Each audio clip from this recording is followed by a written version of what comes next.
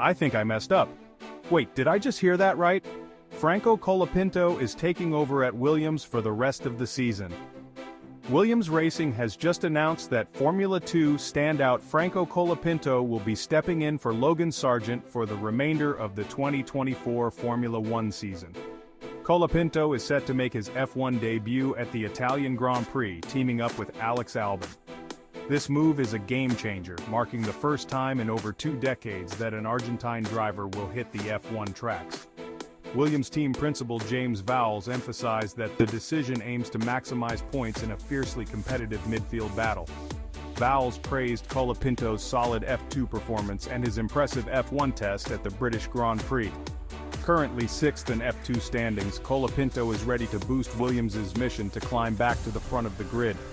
Meanwhile, Williams thanked Sargeant for his contributions and assured he remains a valued team member. So what do you think? Can Colapinto deliver and help Williams turn the tide? Don't forget to like and subscribe to this video. Your support helps boost the algorithm, allowing more people to discover content like this. Thanks for watching. Stay tuned.